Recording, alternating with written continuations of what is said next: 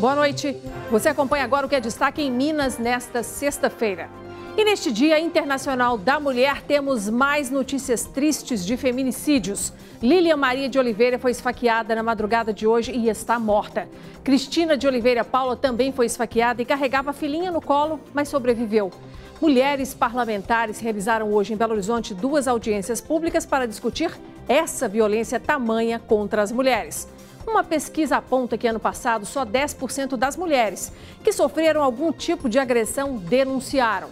E neste dia, que também é de comemorações, as mulheres voluntárias na tragédia de Brumadinho foram homenageadas. E ainda escolhemos 3 mulheres com história de vida muito lindas para nos inspirar. No futebol, o destaque é a vitória do Cruzeiro na estreia da Libertadores. E não se esqueça que estamos transmitindo ao vivo pelo Facebook, na página da TV Band Minas.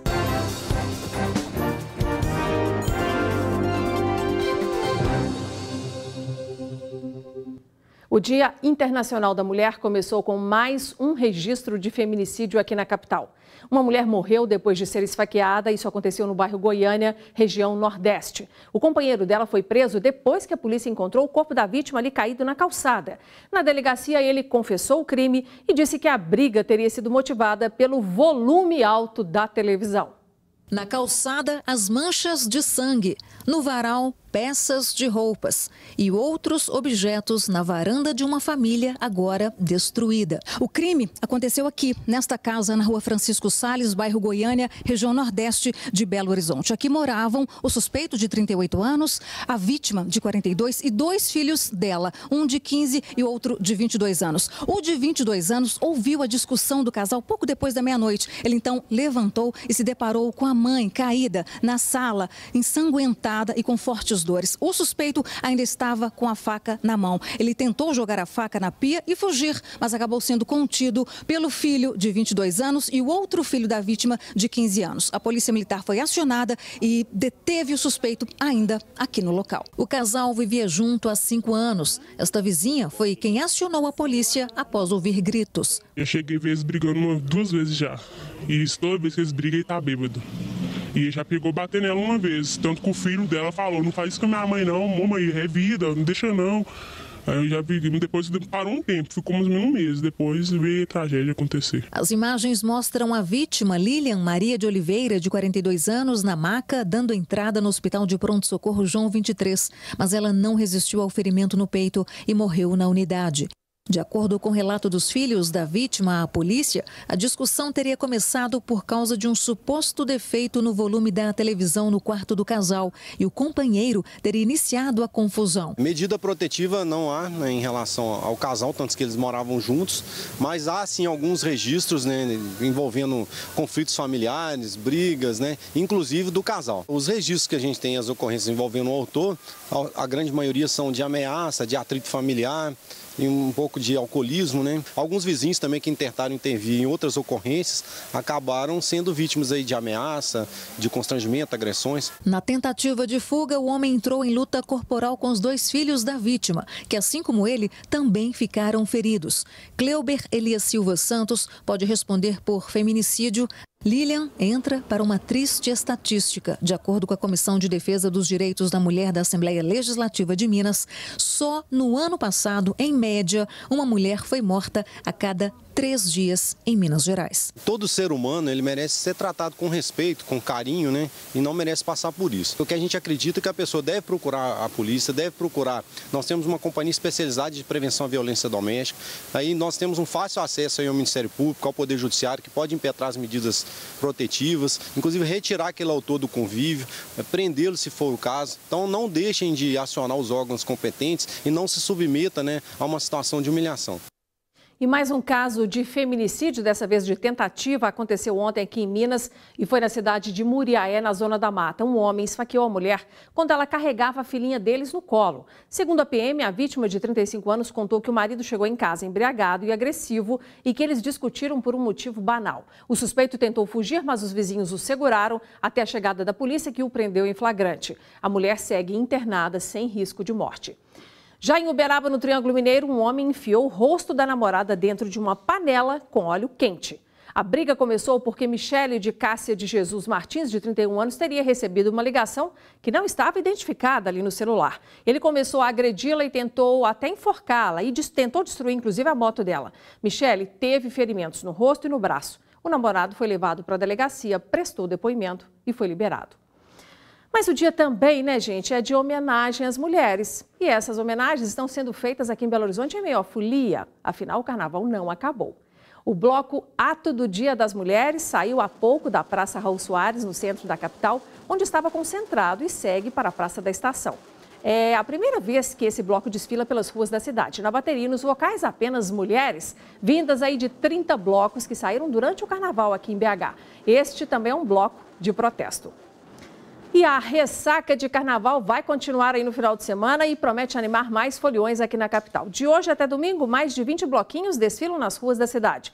A programação completa está lá no site carnavaldebelohorizonte.com.br. Dados do Fórum Brasileiro de Segurança Pública apontam que no ano passado só 10% das mulheres que sofreram algum tipo de agressão procuraram uma delegacia para denunciar. Hoje, aqui na capital, 2 audiências públicas foram realizadas para tratar sobre medidas que possam conter a violência contra a mulher. É compartilhando sentimentos com outras mulheres que Daniele passa a maior parte do tempo. Histórias dos 20 anos de violência vividos dentro de casa com as agressões do marido. Eu não podia ter amigas, sabe? Ninguém prestava. A família, ele não gostava de ninguém da minha família, então aquilo também acaba te afastando da família.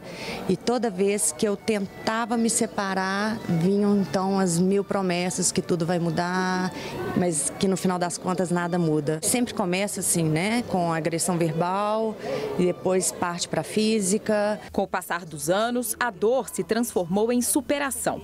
O sofrimento virou força e é esse caminho que a coach tenta ensinar para as pessoas com as quais divide os relatos. O mais importante disso tudo é essas mulheres entenderem que elas não estão sozinhas, né, que existem outras mulheres que infelizmente passam pela minha situação e que é possível romper com esse ciclo. A partir do momento que ela encara esse problema, fica mais fácil dela pedir ajuda profissional. A maior parte das mulheres esconde as agressões. Segundo dados do Fórum Brasileiro de Segurança Pública, no ano passado, só 10% delas procuraram uma delegacia para denunciar os agressores. A pesquisa também mostra que, em boa parte das situações, o problema poderia ser evitado com a ajuda de outras pessoas. Isso porque 60% dos brasileiros disseram ter presenciado, em 2018, algum tipo de violência contra a mulher. Para tentar reverter esse quadro, movimentos sociais e a Comissão de Direitos das Mulheres da Assembleia de Minas fizeram uma audiência pública na Praça 7, no centro de BH. As violências elas estão aumentando muito, são várias formas, as formas físicas, aquelas que a gente vê visualmente no rosto, no corpo de alguma mulher, mas também aquelas violências silenciosas, psicológicas e que muitas mulheres não identificam como violência, portanto não denunciam e acabam vivenciando esse ambiente violento que degrada as suas vidas, que diminui a autoestima da mulher, e a gente precisa que as mulheres estejam fortalecidas para ocupar todos os espaços que elas queiram ocupar. Para isso, nós precisamos de equipamentos públicos, por exemplo. O primeiro lugar que as mulheres procuram são as delegacias de mulheres. Nós temos apenas 62 delegacias em todo o estado. Então é importante ampliar as delegacias, é importante que a gente tenha pessoal preparado para acolher as denúncias e mais do que isso, nós precisamos montar os processos e pedir ao judiciário que garantam as medidas protetivas às mulheres. A assistente social Alda aproveitou para assistir ao debate. Toda a iniciativa para ajudar as mulheres a se organizarem é importante, né? Mas uma das principais estratégias é a formar e informar. Quase todas as cadeiras da Câmara Municipal foram ocupadas por mulheres. Elas se reuniram para acompanhar um seminário organizado pelas 4 vereadoras da capital. Estamos aproveitando hoje o dia 8 de março, não para comemorar, mas sim para conscientizar de necessidade de mudança na nossa sociedade, principalmente com relação ao feminicídio, que é um tema que tem que ser discutido, debatido, dialogado, para nós conseguirmos realmente uma mudança. Alexandrina é professora e estava no plenário em busca de informação. Ela conta por que escolheu um seminário para comemorar a data. Ter condições necessárias para eu auxiliar minhas alunas, até eu mesmo dentro da minha casa, da sociedade. É muito importante saber como que o Brasil, as políticas públicas estão atuando sobre a questão da violência da mulher. Porque eu acho que tem que dar um basta. Nós temos que ter direito a ir, vir, sem ter nossos direitos velados como mulher. As mulheres que trabalham de forma anônima, ajudando a fazer a comida aí que alimenta os bombeiros e as equipes de voluntários que atuam nas buscas às vítimas da tragédia em Brumadinho, foram homenageadas hoje aqui em Belo Horizonte. Aos poucos, as mulheres contaram as experiências vividas em Brumadinho. A cada relato, segurar as lágrimas ficava mais difícil. Uma menina de 4 anos me parou e perguntou: tia, você achou a minha mãe? Desse dia em diante, eu decidi que eu iria para a Zona Quente tentar ajudar os bombeiros. Elas usaram as redes sociais para se unir e ajudar as equipes de salvamento e famílias que tentavam encontrar os desaparecidos no rompimento da barragem. No início, eram servidas cerca de 500 refeições por dia, resultado do esforço de voluntárias como Sandra. Chegou uma cozinheira, chegou outra, e cada um com uma coisa, porque não tinha o que fazer. Ninguém tinha de onde tirar aqueles alimentos. Então todo mundo foi levando de casa mesmo e começamos e fomos cozinhando e todo mundo que chegava ia comendo. E mandava e tal, e começou a chegar, a gente começou a convocar amigos que tinha carro e tudo para ir levar para bombeiro, e água, e pedindo. E aí começaram a chegar doações. Apesar de ter perdido parentes na tragédia, Helenice explica que conseguiu reunir forças para ajudar quem precisava. Foi meio que uma fuga da dor, né? Tantos amigos, tantas pessoas sofrendo, preciso fazer alguma coisa. 9 mulheres foram homenageadas pela Câmara dos Dirigentes Lojistas de Belo Horizonte. Além de agradecimentos, elas receberam flores e um vale-compras de R$1.000. A ideia é que o dinheiro seja usado na própria comunidade para ajudar os comerciantes locais. A gente identificou essas mulheres lá que sofreram com a tragédia e que continuaram a trabalhar. Demonstrar para todos, né, entidades de classe, empresariais, empresas que podem fazer ações pequenas de ajuda e que vão movimentar Brumadinho. Apesar do ritmo ter diminuído, o trabalho em Brumadinho continua. Só que hoje foi dia de folga para as mulheres. Para isso, os homens assumiram o comando da operação. Nós colocamos os homens na cozinha hoje, fazendo o nosso trabalho. E nós viemos, né, essa homenagem. Deus está dando força ainda, né, que nós estamos agarrados lá. Deus do dia da tragédia até hoje. E vão continuar, né? E veja a seguir, segunda-feira começam as inscrições para centenas de cargos de gestão no governo de Minas. Servidores e profissionais do mercado podem concorrer às vagas.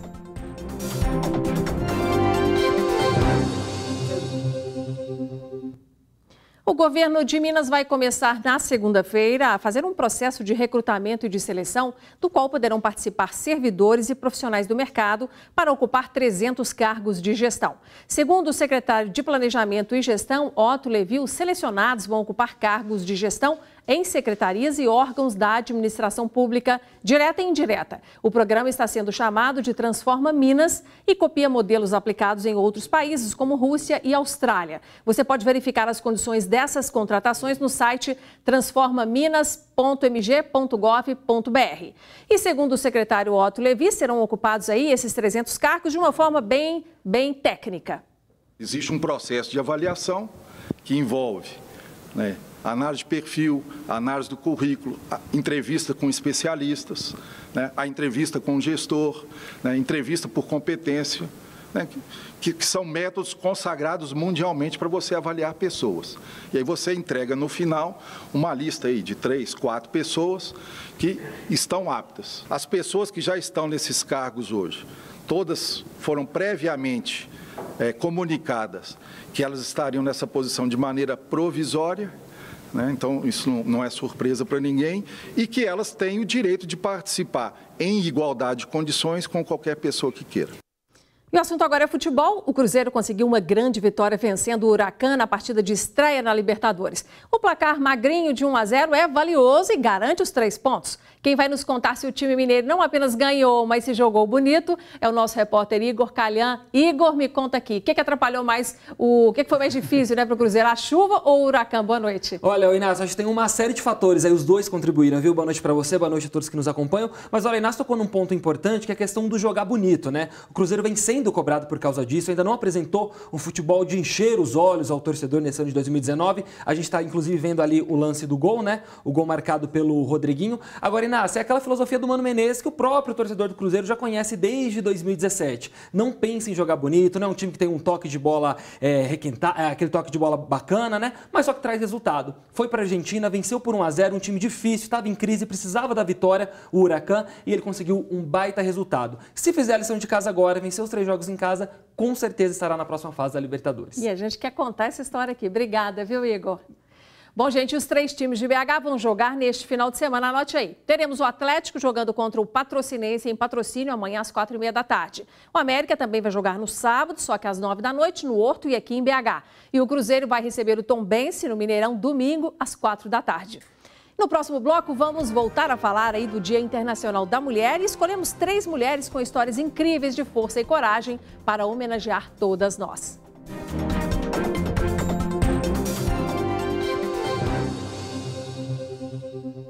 Estamos de volta e continuamos a falar sobre política. Chegou o momento da nossa resenha semanal sobre as notícias da semana com o comentarista Orion Teixeira. Boa noite, Orion. Boa noite, Inácio. Boa noite a todos. Bom, gente, o nosso primeiro assunto é o seguinte. É delicada a situação em torno do ministro do Turismo, Marcelo Álvaro Antônio, do PSL. Ontem surgiu mais uma denúncia contra ele de suposta candidata laranja, apurada pela Folha de São Paulo, que teria essa candidata recebido o convite do então presidente do PSL em Minas, o Álvaro Antônio, para ajudar o partido a cumprir a cota de 30% de mulheres, mas que parte da verba dedicada à campanha dela teria que ser devolvida ao partido. O Ministério Público Eleitoral já está investigando uma segunda denúncia, uma primeira, aliás, que foi feita em fevereiro por uma outra candidata. E o ministro do Turismo diz que as acusações são mentirosas e tenta levar a apuração dessas denúncias para o Supremo Tribunal Federal, onde tem foro privilegiado. O STF já negou o primeiro pedido dele.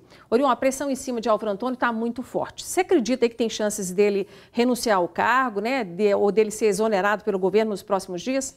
Inácio, está ficando difícil, insustentável, como admitem os próprios membros do governo. A permanência dele prolonga a crise política, né? E por mais que ele seja amigo do presidente, ninguém é imexível. A cada nova acusação ganha força a necessidade de afastamento dele, ainda que temporário, para que ele possa se defender. O ministro nega as irregularidades, mas isso não tem sido suficiente. O presidente Jair Bolsonaro pediu hoje para esperar o fim dessas investigações. Mas você sabe que esse escândalo derrubou o ministro Gustavo Bibiano da Secretaria da Presidência. E no Carnaval, você viu, não são os ministros que são alvo dos protestos, mas o presidente. Pois é. E a gente fala agora, então, do Carnaval de BH, que foi motivo de discussão entre os deputados estaduais. Isso aconteceu nessa quinta-feira. Alguns parlamentares entendem que a postura da Polícia Militar de que os blocos não poderiam se manifestar politicamente deve ser apurada. Uma das situações que mais chamou atenção pelas ruas da capital foram xingamentos feitos ao presidente Jair Bolsonaro, como o Orion acabou de lembrar. O porta-voz da PM, o Major Flávio Santiago, chegou a dizer que manifestações político-partidárias não eram apropriadas porque poderiam dificultar o controle de grandes multidões. Orion, e aí, faz algum sentido esse pedido de apuração dos deputados? Com toda certeza, Inácio, porque a PM errou feio, né? Carnaval é caso de política, sim. Sempre foi assim, desde a monarquia, início da República. E a própria atitude da polícia foi política, na medida em que ela tentou impedir a crítica a um e a defesa de outro político. O Ministério Público Federal, Estadual, a Defensoria Pública Estadual e Federal também recomendaram que a polícia fizesse seu trabalho sem atrapalhar, sem influenciar as manifestações. Caso contrário, isso seria considerado censura institucional, ilegal e até abuso de autoridade. Daí a reação dos deputados para que isso não se repita. Tá certo. E ainda falando aí sobre a movimentação na Assembleia Legislativa, os deputados continuam reclamando que o governador Romeu Zema, do Partido Novo, ainda não estabeleceu um bom relacionamento com a sua base aliada. Eles reclamam que Zema está distante. A base governista diz que isso vai mudar nos próximos dias, quando começarem as conversas sobre a reforma da Previdência Estadual. Orion, os deputados reclamando dessa distância, isso realmente chega a atrapalhar os trabalhos na Assembleia ou mesmo no governo?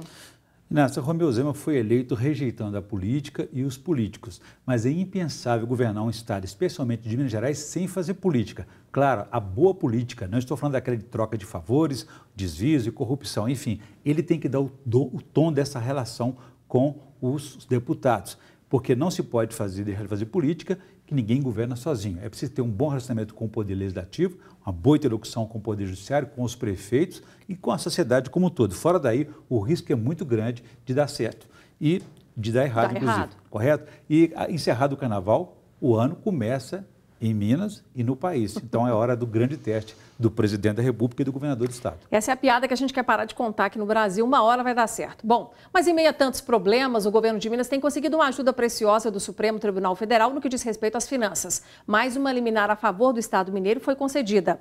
Em fevereiro, o Supremo concedeu mais 2 liminares a favor aqui do nosso estado, somando aí R$1 bilhão e 100 mil mais ou menos, que voltaram a circular nas contas do estado. Os ministros do STF reconhecem que Minas vive momentos muito difíceis. Orion, enquanto a renegociação da dívida não sai, porque ainda não está caminhando com a velocidade que precisa, essa é uma ajuda que traz um alívio para Minas, né? Claro que sim, Nácia, mas é desconfortável, é como se você estivesse governando de maneira sub judice, ou seja, sem o apoio da justiça ficaria ingovernável. O que é mais curioso em tudo isso, Inácio, é que quem está retendo, sequestrando o dinheiro de Minas Gerais para pagar dívidas federais é quem deveria ou irá fazer a renegociação da dívida com Minas, porque Minas deve à União, ao governo federal, cerca de 90, 100 bilhões de reais. Então, o correto seria fazer aí um encontro de contas. Quanto que você me deve, quanto que eu te devo e fazer um acordo. Quer dizer, o sonho dos estados que estão com problemas é que até o meio do ano isso aconteça, né? Essa é uma pré-condição, sem ter dívidas no estado inadimplente para fazer essa renegociação. Pois é, vamos tentar então chegar nesse momento. Obrigada, Orion, até semana que vem. Boa noite. E no Dia Internacional da Mulher, nós vamos te contar histórias de mulheres que venceram as adversidades e que são exemplo para todos nós. É um incentivo para todas aquelas que lutam contra o machismo e que também superam as limitações impostas pela cultura ou pela saúde. São mulheres determinadas que não se abatem por qualquer problema. Nossa repórter Vanessa Anício foi conhecer a Luciene, a primeira mulher no comando da PM aqui em Minas, Rosa Brambilla, uma mulher, uma missionária que abandonou a vida boa na Itália para vir ajudar os pobres brasileiros, e a Maria Luísa, que lutou pela própria vida. Superação. Se tem uma palavra que poderia descrever Maria Luísa, seria esta. Ela já enfrentou 4 cânceres e foi diagnosticada com uma doença degenerativa. Eu sou uma vitoriosa, uma guerreira. Acho que sou uma mulher muito determinada a viver. Então, eu passei pelo câncer de mama, pelo câncer de intestino, pelo de esôfago, linfoma. Hoje tem um diagnóstico de esclerose múltipla. Eu penso assim, eu poderia estar parada falando assim, já passei por tudo. Não, mas eu não consigo. Eu acho que viver é muito mais que isso. Maria Luísa não se abateu. Preferiu reunir toda a força que possui a de outras mulheres que também enfrentaram o câncer de mama e criaram juntas um grupo que ajuda pacientes que estão em tratamento contra a doença. Quando você passa pelo tratamento do câncer de mama, eu acho que o câncer de mama é o que mais fragiliza uma mulher. E quando você tem alguém que passou por isso, falando para você, olha para mim, eu venci, é uma força muito grande. O dia 8 de março é marcado internacionalmente por comemorações e debates relacionados às conquistas femininas. Uma delas, a inserção de mulheres em profissões antes consideradas masculinas. As fotos são de 1981. Incentivada pela mãe, Luciene fez parte da primeira turma de mulheres a ingressar na Polícia Militar de Minas Gerais. Isso há 37 anos. A mulher humanizou a instituição quando a gente tinha uma instituição muito mais machista, muito mais ríspida, muito mais fria e que não tinha esse acesso tão fácil à sociedade. A primeira ocorrência foi assim super pitoresca, né? Porque eu e a minha dupla policial, Stella Amar, causamos a ocorrência exatamente por essa estranheza de um motorista que ficou olhando, assustado com aquilo, 2 mulheres andando a pé no centro de Belo Horizonte fardadas, e ele ficou olhando e acabou aborroando o carro da frente. Em 2004, a coronel assumiu o comando do 34º Batalhão da PM, tornando-se a primeira mulher do estado a assumir o posto máximo de comando em uma unidade operacional. Mas o caminho até ali não foi fácil. Foi um desafio muito grande de buscar realmente resultados, exatamente porque não era em função da Luciene fazer um bom trabalho, é porque o meu trabalho ia refletir na expectativa de muitas mulheres que viriam, talvez agora, nos anos 2000. E tem valido a pena para a Rosa também. A italiana chegou ao Brasil na década de 60. Aqui, dedica a vida a ajudar o próximo. A nossa intuição, aquilo que nós somos como mulheres biologicamente, temos esse dom de despertar o outro. Na capital, Rosa fundou uma ONG que atende por dia 1000 crianças e adolescentes. Só a mulher pode carregar a dor, os desastres, as situações, e renascer sempre. Não é só a fé, faz parte de nós. A mulher tem um papel extraordinário no mundo e dentro da sociedade. O meu desejo para nós mulheres é que sejamos 100% intolerantes a qualquer forma de violência contra nós e que a gente consiga denunciar com a ajuda das amigas, dos familiares, que a gente não fique calado. Não deixe a violência avançar na sua vida, tá bom? Ficamos por aqui. Avante, mulheres, e até segunda-feira.